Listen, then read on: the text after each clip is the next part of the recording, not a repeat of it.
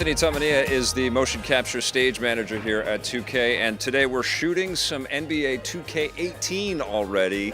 You got to do this, I guess, many months in advance every year, right? You only got a year development cycle, so you got to start early and get it quick. Awesome. Now, when you're sort of approaching, I guess we're at the beginning stages of 2K18, do you already know what your moveset is going to be? Like what is going to be new and unique for next year? Is that already pre-planned? So the development team's got some brainstorms going at the minute. Yeah. I think they're going to rely pretty heavily on the boards when the game comes out, get the feedback from the fans, and that will drive a lot of what they concentrate on next year. That's cool.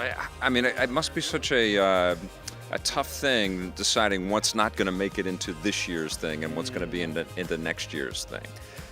Yeah. We had some unique captures. We captured things I'd never seen before on the stage. Yeah. That unfortunately didn't make it into this year. That will make it into next year. Yeah. Okay, very cool. That's a tease. And yeah, nice. And I guess it's always specific to the athletes that you have as well. And who do you have today?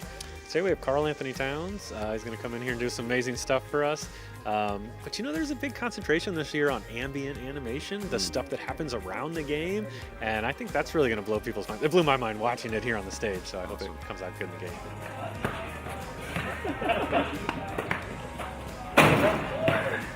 I'm sure a lot of these athletes sort of know conceptually what the process is, but it's a different thing when you get the suit on and actually have to perform out here, right? Yeah. How do you calm the nerves and get the stuff that you want? Might be a little bit harder today with so many cameras around, but on a normal day, they'll forget about the suit after 2 shots. Yeah. I mean, it just goes out of their head. But today with cameras around, there might be a little self-consciousness with how tight those suits are.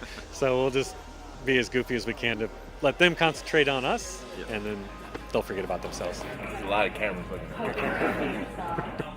As a guy that looks at motion, you know, so sort of intricately and minutely every year, what do you learn from the way that people move as you sort of approach a new cycle and new content that you have to pull in? Well, it's kind of ruined my life in some ways. You can't go anywhere without noticing that guy's ankle is sore and that guy's knee is a little funny and one guy's shoulder's higher than the other.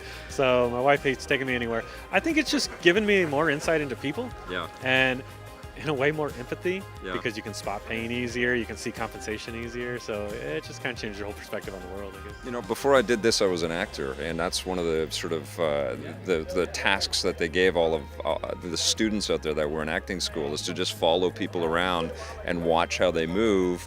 And movement really is a huge part of performance, isn't it? Yeah. And, right? Yeah. Well, and the one I always talk about too is watch a guy waiting for something. Right, that's the most interesting thing in the world because he's still doing something, but what's he doing? Is he just shifting his weight?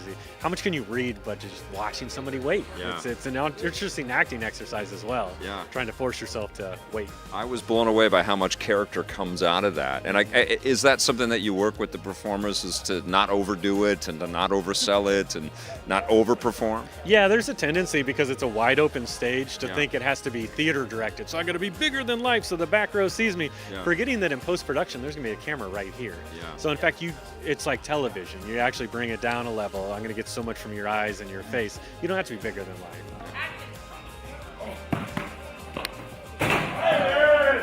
20 years ago, I was at Electronic Arts working and shooting sort of their mocap stuff as they were building up their studio. Damian Gordon was, do you know Damian? Oh, of course. Yeah, he was the guy that was sort of putting it all together. He's a childhood friend of mine, but he was really big on the idea of a camera, a virtual camera inside the space, and how much that was going to blow open this discipline. And is that true? Is that exactly what happened? Yeah, Damien ahead of his time. Yeah, so the cameras become integral. So almost any cinematic capture we do will be capturing camera at the same time.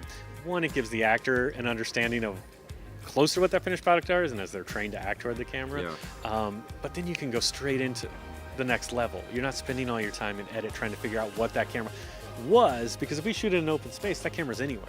So if we can decide that ahead of time, it speeds up post-production that much more.